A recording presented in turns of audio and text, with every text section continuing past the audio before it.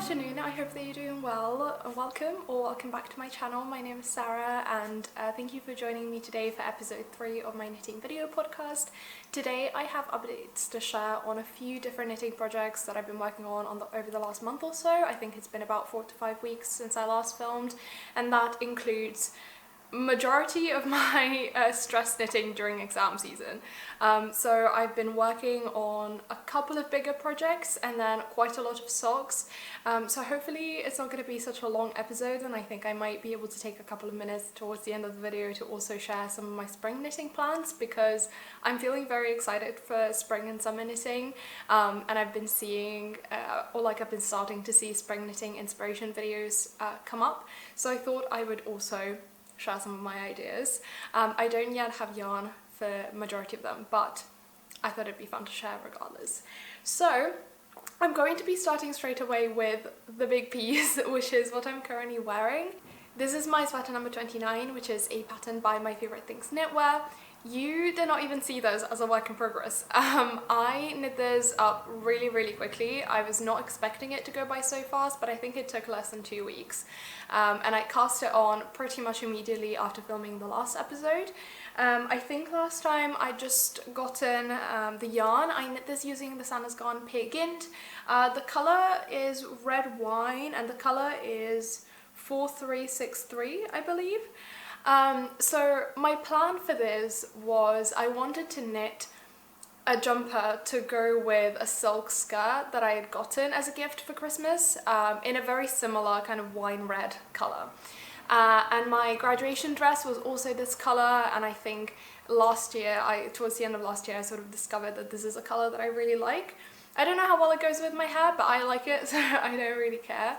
And so I wanted to knit a jumper that was a similar colour to go with that skirt, and that I could also just wear with all of my black trousers. And I have been wearing it a lot. It's really easy to style. I've been really enjoying it. It's been quite cold in uni lately, so it's nice to have like a really nice wool jumper to wear. And I have a couple now, so that's really nice. So quickly, I'm just going to talk about the yarn first. This is 100% Norwegian wool.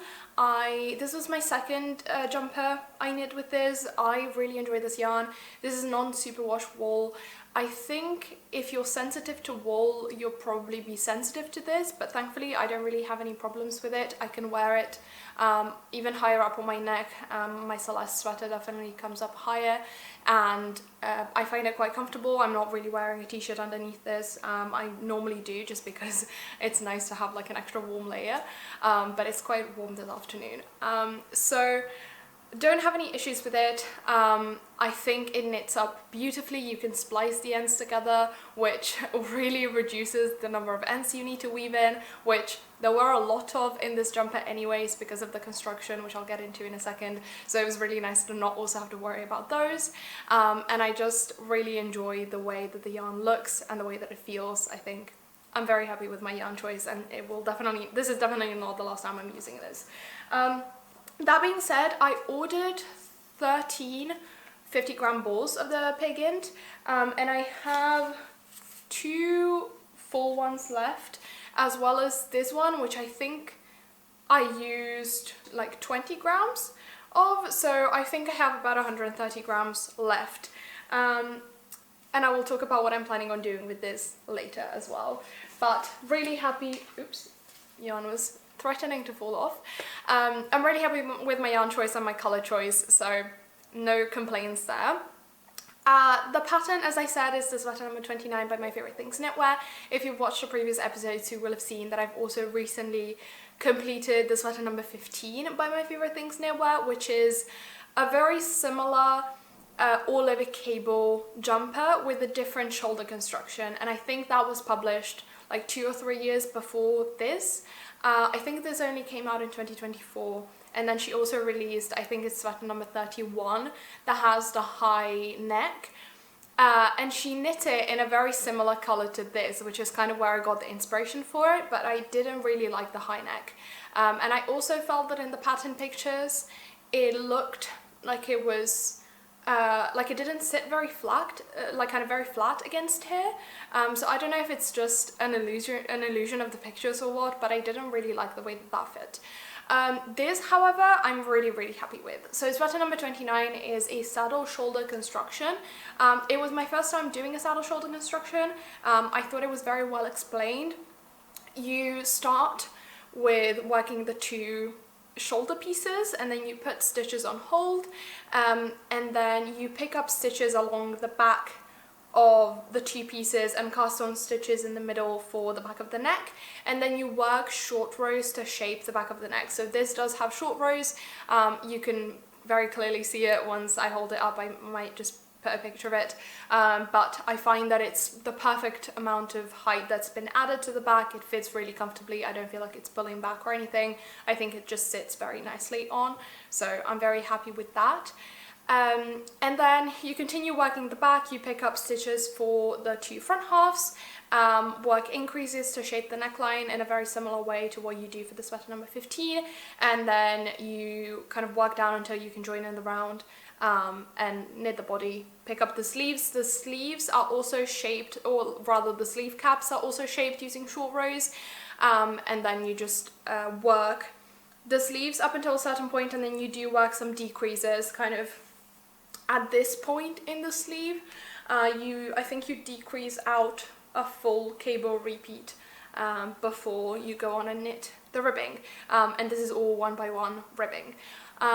Also for the collar, you then pick up stitches around the collar, and I really liked that it gave both the pickup rate, but also it gave a breakdown of where to pick up the stitches. So it told you exactly the number of stitches you needed to pick up at the back of the neck, and then the two saddle shoulders, and then towards the front, and I found that like very in-depth explanation very helpful, or like it's not necessary, but it's very much appreciated. And then you work 1 by 1 rib, and it's a folded over collar, and this time I did actually remember to bind off loosely. I did a mix of binding the live stitches together with a pickup edge and Jenny's surprisingly stretchy bind off, so I added a yarn over in between every stitch that I was casting off, just to make it stretchy enough to fit over my head, because I don't know that I talked about it, I don't know if I talked about it last time, but with my sweater number 15, the first time I bound off,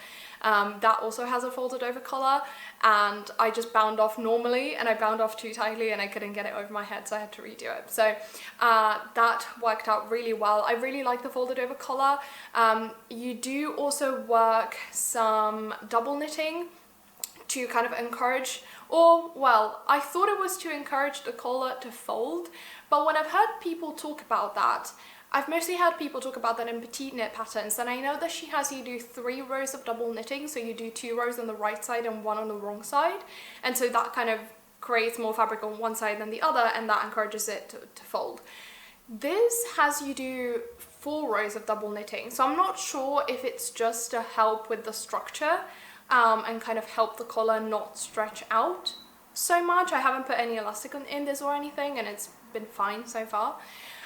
So I don't know if it's just for kind of structural integrity, or if that does also help the collar to fold, but that's, I don't know, I just did what the pattern told me to do.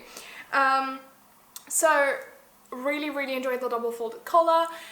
You do, as I was saying earlier, you do have quite a lot of ends to weave in as you're working the shoulder construction, just because of the nature of it. There's a lot of picking up stitches, and also because you're working short rows, you do sometimes end up picking up stitches and then breaking the yarn and then starting to knit from like the middle, or like from the middle of the, or I can't remember if it was from the top of the shoulder or from underneath the arm, but again, like even for the armholes, you pick up stitches and then you break the yarn and then you start working the short rows from a different point. So that's quite a lot of ends to weave in around the shoulders and the collar, but I was good this time around, and I actually wove in all of my ends as I went, which I think helped massively, and so I'm very happy I did that, and I will attempt to keep doing that in the future. Other than that, the cable pattern was something that I'd done before because it's the same pattern as the sweater number 15, and then as for the ribbing, I think I did the recommended amount of ribbing everywhere. I don't think I made any modifications to this at all that I can remember. I did also do the 2 rows of double knitting before doing the bind off, so I did the proper Italian bind off. I really like the way that that looks. The cuffs are not particularly stretchy, but also like I can just get my sleeves up, so it's fine. So overall, just really happy with this. I think I did go up a needle size in order to meet gauge. So I know that I knit this on 5.5mm needles, and then I went down to 4.5 for the ribbing. And I knit a size extra small. I'm looking at my notes over here. So just for reference, I knit the size extra small, which is the smallest size that the pattern provides, and it was the recommended size for my chest measurements. And I think that the fit is great, so I'm very happy with that.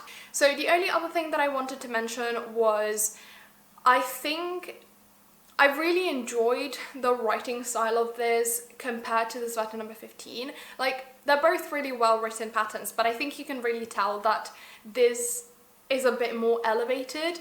I liked, for example, that it told you, that was like a gauge swatch section in the pattern that told you what the cable pattern was for the swatch. It told you like how many stitches to cast on, and it's the same that you cast on for the saddle shoulders. So if you want to just kind of use your swatch as one of your saddle shoulders and knit it to length, you could do that, or at least for my size it was. I'm not sure if that's the case for the larger sizes. But I really appreciated that, because sometimes with cable patterns you kind of, and for this pattern number 15 as well, I think it was the case, you do have to kind of go look for what the cable pattern is. And also just, I think there were a few times with the stitch pickups and the short rows as well. I never worked short rows in the cable pattern, but I thought they were very clearly written. So I really thought it was a well-written, just well-written detailed pattern, so I really appreciated that. So that's it for my sweater number 29. Really happy with it. I've been wearing it loads, and it's been a true pleasure to knit and to wear, so I would definitely recommend making it if you're thinking about it. It also knits up so much quicker than the sweater number 15, though my vision of that might be a bit skewed because I knit the sweater number 15 very off gauge, so potentially a bit skewed by that, but definitely, like, this took less than 2 weeks. It was such a fun knit, and because the cable pattern is very repetitive, like it's quite an easy cable pattern. You're always just cabling on the same row, and it's just one type of cable, so you don't have charts to keep track of. I think it would be, if you're not intimidated by the saddle shoulder construction, like if you've knit jumpers before but you've never knit a cable jumper before, I think this would probably be a good one to start. And I think, yeah, if you just want something that you can do relatively quickly and that isn't as intimidating as like a fingering weight cable jumper, I would very much recommend this. So next I have 2 pairs of socks to talk about. I'm going to start with these, which were a work in progress in the previous episode. They're black. You're not going to be able to see anything on camera, I'm afraid. I'll try to, I think I have taken some pictures of these, but if I haven't, I will later today. But these are the Comity socks by Laura and Rad, and I think last time you saw them, I'd probably just done about this much of the first sock. So I finished these quite quickly. I really enjoyed working on these. These were a great pre-exam stress knitting project. This was very much a stress knitting project as well. Like, I was just knitting every free second I had as I was preparing for my last 2 exams this session. I only took 3, but especially for kind of during the last sort of 2 weeks of the session, I was just knitting every second I had free, just as I was repeating things as well, because this is quite a repetitive pattern and a lot of it is just rib. It's nice to have something to do with your hands to keep focus. So this is also very much a result of stress knitting, but this is a really lovely kind of sort of lacy pair of socks. So there's no cabling involved, though I think it does look, kind of from afar, it does look a little bit like cables. It's a lace stitch pattern that I wouldn't particularly recommend on a black yarn, because you're doing a stitch pattern that involves picking up a loop kind of between stitches a couple of rows below. I don't know if it has a name. If it does, like, I'll try to find it and put it on screen, but you have to go draw up a loop kind of in between stitches a couple of rows below, and at first I was really quite struggling to understand where I needed to do that because I couldn't see my stitches very well. And then after I understood how that was done, these were just off the needles very, very quickly. It was such a fun knit. So I did 12 rows of 1x1 twisted rope for the cuff, and then I did 2 repeats of the lace chart for the leg, which I believe is what the pattern recommends. And then I did 4.5 repeats for the foot. And then I just did the toe as recommended. I didn't make any modifications for these. I thought the pattern was well written. The pattern is a little bit more expensive than majority of sock patterns I've seen kind of online and on Ravelry before, but I thought it was well written. I was happy to pay for it. And it does also come both charted and with written instructions, so I thought I would mention that. These I knit the 60 stitch count size, and I knit it on 2.25mm needles. So the Comity socks are meant to be knit on 2.5mm needles, but I wanted to start trying to knit socks on 2.25mm needles because I'm hoping they're going to be a bit more durable, as I'm planning on wearing these socks with boots, and Doc Martens are not exactly gentle on socks. But I knit the 60 stitch count because I thought the size up would be too big. And these fit really well once they're on, but they're a bit of a squeeze to get on. So I think 60 stitches on 2.25mm needles is a bit tiny for me. I think 62 to 64 stitches is really where it's at. But overall I can still wear these very comfortably, and I think they look beautiful. This just solidified my idea that I just want to make all of the sock patterns in black, and you're going to be seeing a lot more of that as we get towards spring, because just with shorter, like with boots I'm okay wearing different coloured socks, but with short or like lower rise shoes I wear black all spring and summer anyways, so black socks is really where it's at for me. And then in terms of yarn, I knit these using DROPS Fabel in the colorway 400 black. Originally I bought 2 of these, thinking I would use like 70 or 80 grams to make a pair of socks. I got both of these out of a single 50 gram ball. I still actually have like this much left. So yeah, really happy I could get like they're shorties, but they're not that short. So happy I could get a shorty pair of socks out of 50 grams of yarn. It's good to know for the summer socks that I'm planning on making. And then the next pair of socks that I have to show that are also a finished object are my Aviva socks by Lydia Huth. These are looking a little bit worse for wear because I have been wearing these with boots, and they have definitely pretty much immediately started felting, both kind of behind the heel and a little bit towards the kind of the ball of my foot, but mostly at the heel, kind of where the heel flap is. They have felted, but they're holding up okay. And I did also knit these using DROPS Fabel. This was the color, and I of course get the one without the ball band.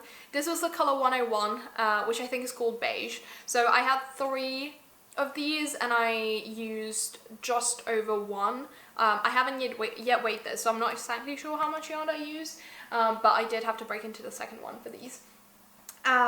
So they are, I've worn them a bunch over the past month or so.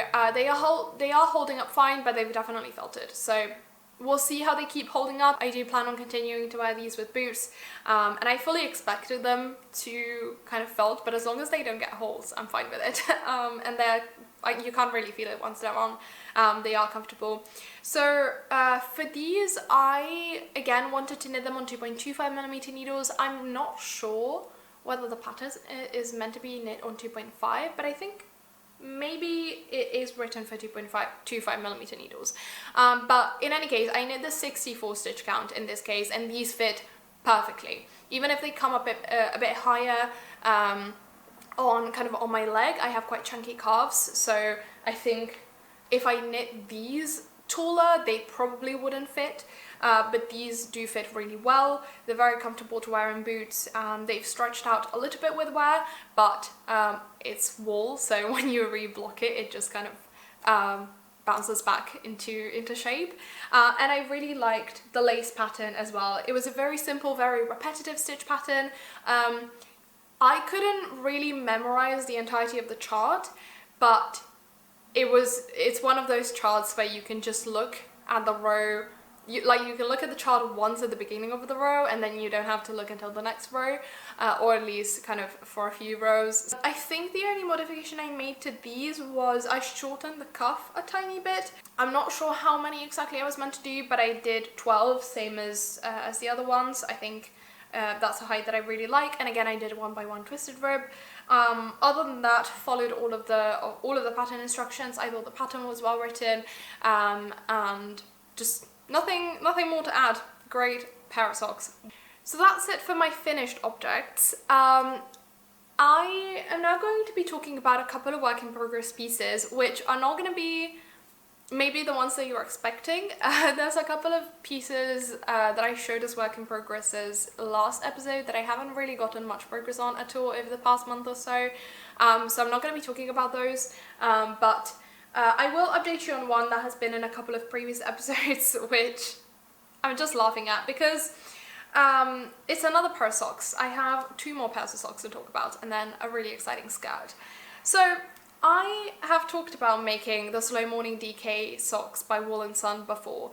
This was my very first sock that I knit before Christmas. It was meant to be a Christmas gift for my mum, and then I ended up deciding that I wanted something a little bit more Christmassy or like festive feeling for her, and I made up a cable pattern. She really likes them, she wears them a lot, great. However, when I first bought the yarn, I'd only bought 3 50-gram balls of the DROPS Fabel. I don't know that I have the ball bend for this colour, but I think it's colour 106. And so after I'd finished knitting her socks, which I did same as these with the yarn held double, so that kind of DK weight socks, I'd run out of yarn, and so I put these on hold for a while and I didn't knit the second sock for a while.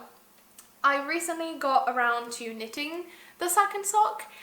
This is not blocked. It's looking very tiny because it's rib, but also it's just looking very tiny compared to the other sock. So it's a lot shorter.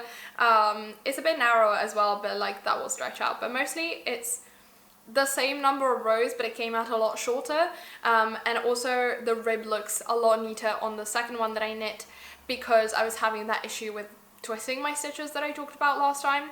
So my plan now is I'm gonna block this one, but also I'm gonna re-knit the very first one to match the second, and hopefully next time I will stop talking about these, but that'll be the 4th time I show these in a podcast.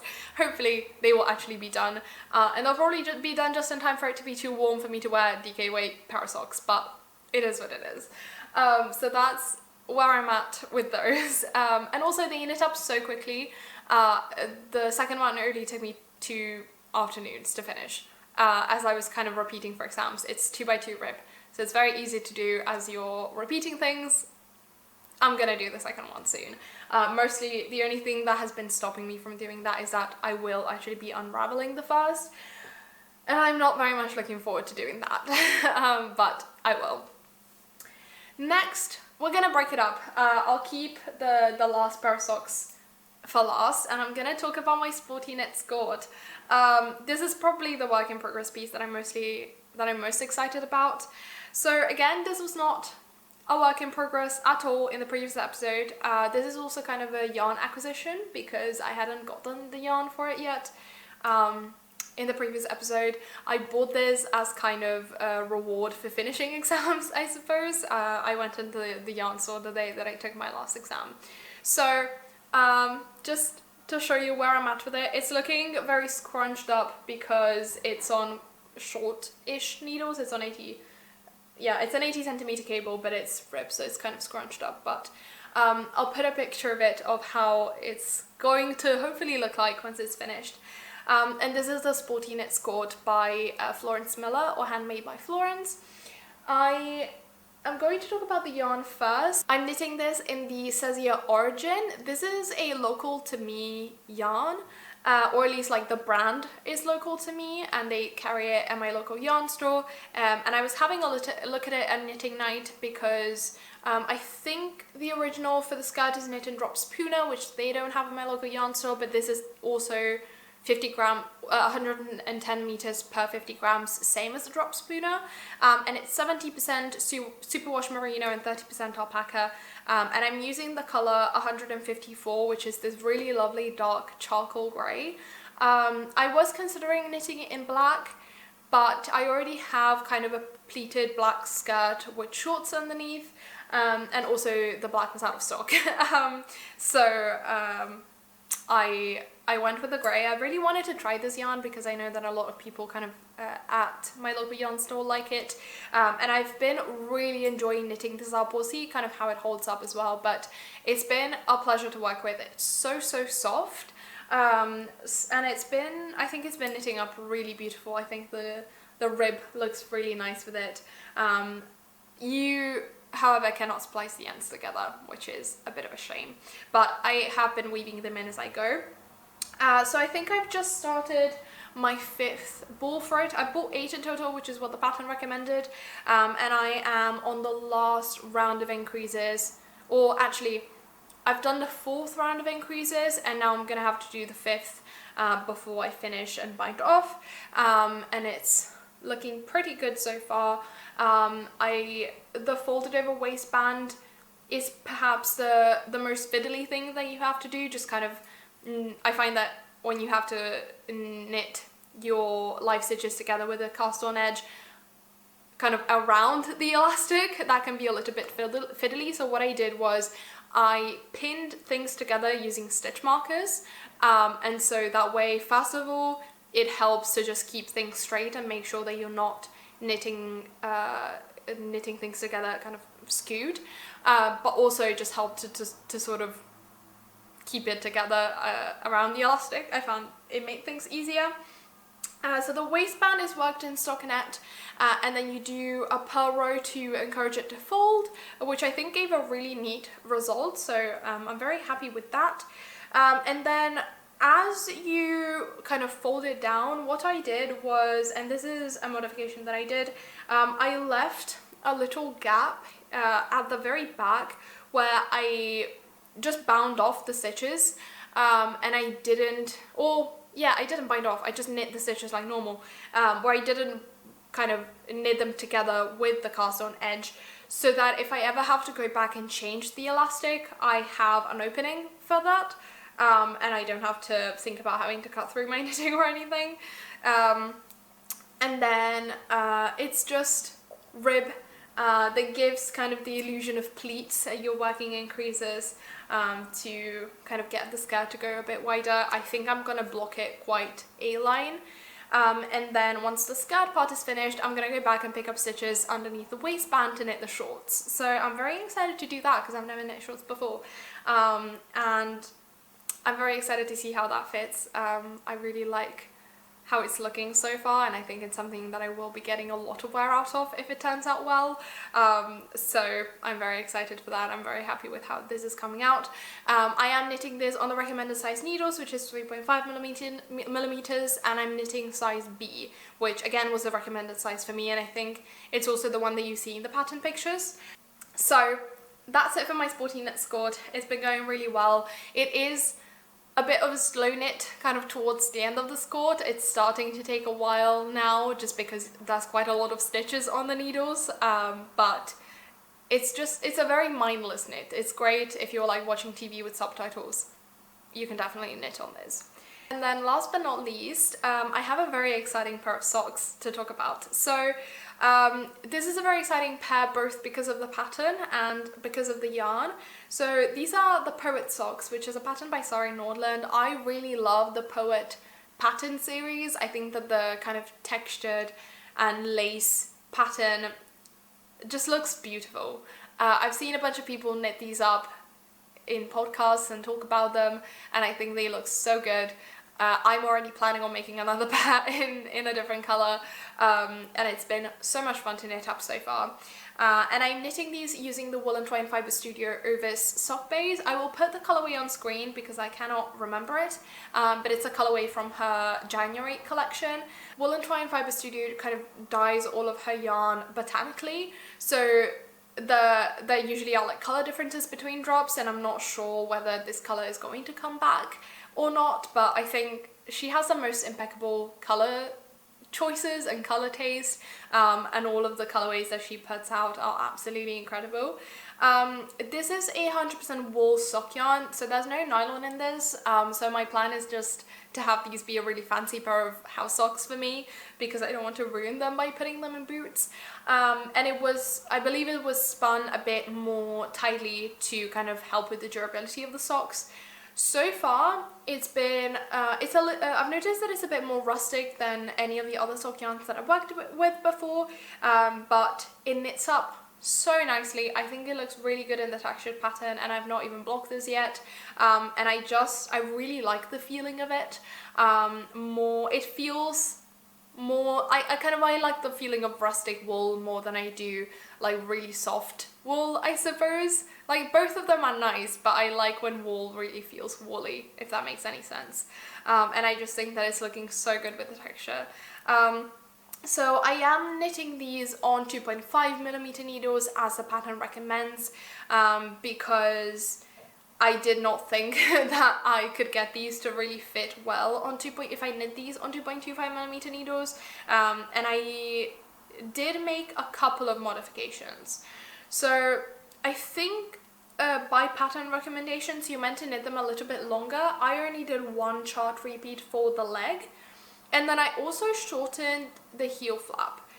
As I was working on it, I noticed that I didn't gauge swatch for it, so I don't know what my row gauge was, but I just noticed that the heel flap was getting really long compared to the heel flaps for like my Comity socks, and these fit really well, and so I thought I would just shorten the heel flap a bit to match this one in height. And so I ended up doing 16 rows in total, so I nearly halved it, and then I also picked up less stitches for the gusset and just decreased them out normally, so, or rather like I worked less decreases just until I was back to the normal stitch count, just because I felt that if I had done kind of the recommended heel flap length, it would have probably just been too big for me. So I've tried it on and I think it fits well so far. The only other thing that I'm considering is potentially working some more decreases as I get kind of further down the foot, because I'm afraid that otherwise the sock might be a bit wide. It fits really well around my ankle and around kind of the higher part of my calf, but I'm afraid that it might be a bit wide for the foot. So we'll see kind of how that works out. I think that'll be a problem for tonight, for after dinner knitting, but I've been trying it on kind of regularly to see where I want to work the decreases, and so far they're looking really, really good.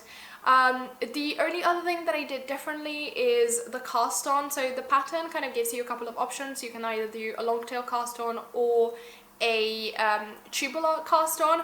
I did neither of those. I did my usual German twisted cast on that I do for all of my socks. I'm afraid, I tend to be a bit of a tight knitter, and especially I've noticed that I cast on quite tightly, and so I think that if I just did a regular long tail cast on, I would probably not be able to get the socks over my feet, or at least they would just be really tight around the ankle as well. And so the German twisted cast on is kind of a variation of that, and it gives you a lot more stretch. And I would have done the tubular cast on, just I was kind of casting this on a rush because I wanted something that I could knit on the train, and so I cast these on at home like really quickly before leaving, and so I didn't really have the time to like sit down and think about how to do a tubular cast on, which there are great instructions for in the pattern, but I just wanted something really quick. So that's it for the Poet socks so far. They've been such a pleasure to knit. I was really craving some lace knitting, and I'm very much enjoying it.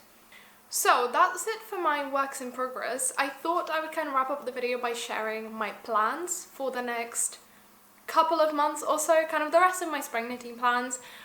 possibly subject to change. There's a lot of patterns that I haven't gotten the yarn for yet, a couple that I do, which are going to be kind of closer, like sooner cast-ons, I suppose. So, two things that I already have the yarn for. First of all, my Campanula tee. This I've had the yarn for since the pattern was released, basically, I think.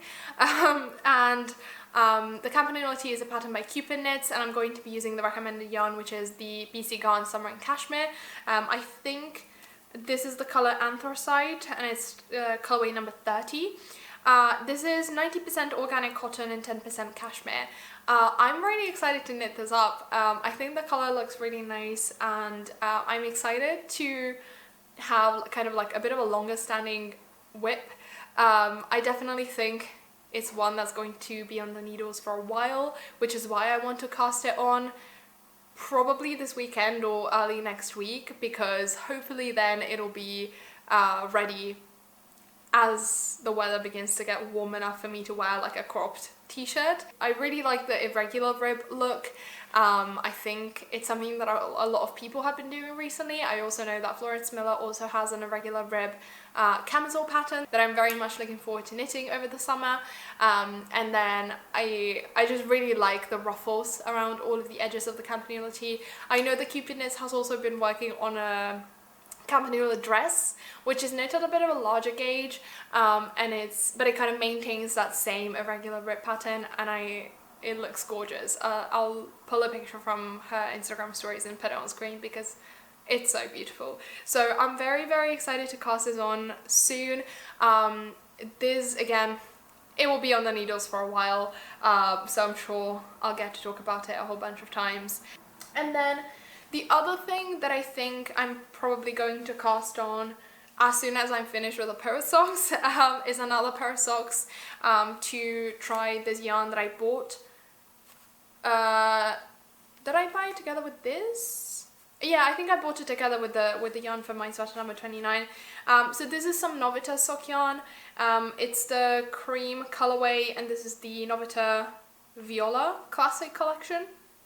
Plan for these is to knit another kind of lacy sock pattern, which are the Ovis socks by Kayla Baldwin. Again, I'll put a picture on screen. They look so beautiful. I saw them and I was mesmerized. I need to cast these on, I need to make them, and I think it's a pair that will really benefit from being knit in a lighter color yarn. I think texture looks really good in like dark grey and black, but since I have the lighter coloured yarn and I'm running out of black, I think that will be the pattern for this yarn. So these are the two projects that I already have yarn for. The only other thing that I know that I'm going to be kind of making soon-ish is a poet scarf, or at least hopefully I will. I do need to potentially gauge swatch, but I thought that the poet scarf would be a good way to use up the leftovers for my Peer Gynt that I used to knit this jumper. I saw that I have just enough, so hopefully I will not run out of yarn, and hopefully the lace pattern will actually look good in this yarn. I will gauge swatch and see how that goes. But I've seen a couple of people knit the poet scarf in a similar sort of burgundy colour, and I think it just looks stunning. So that's definitely going to be a close-ish plan, hopefully kind of by the end of March. So that's it for like the things that I have yarn for. Other than that, I have some fun plans to do with more like lacy camisoles, I suppose. So one thing that I would very much like to knit is a Barbaro blouse by Pernod Larsen for Knitting for Olive, which is an all over lace kind of close-fitting blouse, and I think for that I would really like to try out some Knitting for Olive yarn, so I'm gonna have to place an online order because Knitting for Olive yarn is not really something I have access to locally, and that I'm 100% going to knit in black. I've seen some really beautiful ones knit in Bordeaux. I know that Flaminia from Knitting Flam did a project vlog on hers that she knit in Bordeaux, and it looks stunning, but I just think black is gonna be perfect. And then kind of on that idea of like lacy black t-shirts, I would really like to knit the Fairy Tale Tee by Knitting for Breakfast, which is I think it's two sisters that are pattern designers, and I've seen this one knit in a dark color yarn, and I think it just looks beautiful. It's unlike anything else that I have in my wardrobe. It's unlike anything else that I've worn before, but I think it would be such a beautiful piece to wear, and also such a fun knit to work on. I'm just really excited for lace. Hopefully that kind of doesn't fade away, but it's also kind of why I don't really just want to buy all of the yarn now. But that's the plan. I don't really know what yarn I'm going to be using for that yet. I don't really have any plans. I think the original was knitted using Cardiff Cashmere Small, but I would like more of a summer fibre, really. So potentially like a cotton linen blend or something like that. We'll see what I can find in my local yarn store. And then another blouse that I think looks really beautiful is the Lucrezia blouse by Fabel Knitwear. Fabel Knitwear has such like a beautiful style to her patterns, and I think this blouse would be something I'd really enjoy wearing. The only thing I'm a bit unsure about is the yarn, because I think it's meant to be knit in 2 strands of mohair. I think I'm a bit sensitive to mohair, and also I wouldn't really want like a mohair blouse to wear in summer. That would definitely just be too hot for the weather here, but I'm not really sure what kind of yarn combination would work best for it because of the puff sleeves and the gauge. So I don't know, I need to do some tests and see kind of what to do with that. And then the only other thing that I'm pretty set on making this spring is a cardigan. I do not own any cardigans whatsoever, but I think I am very much missing a cardigan in my wardrobe, especially for kind of this time of year, where even just today it was like 5 degrees when I went out in the morning, but it was 17 when I came home at lunchtime. So, and it will just kind of progressively keep getting worse. So I think it would be nice to have a cardigan that I can wear in the morning when going to uni, but take off when I'm coming back so I don't melt. And I am considering making the Solène cardigan by Moroccan Knit. I just really like the bow look. I think that it looks really pretty. I think it would look really nice with the kind of outfits that I wear. Again, I haven't bought the yarn for it yet. So my original thought was I'm gonna knit it in black. The other thing that I'm considering is if I can get gauge on it, I might try to knit it in the exact same yarn and colorway as my Sporty knit Skort. It'd be cute. It'd be really. I think it'd be really cute to have a matching set, but I don't know how that will look with my black t-shirts, so we'll see. I'm still kind of debating what to do with that, but that definitely won't be a cast on for this month, I don't think. So that's kind of what I am planning for the next couple of months, I suppose, and then I have a whole bunch of sock patterns saved.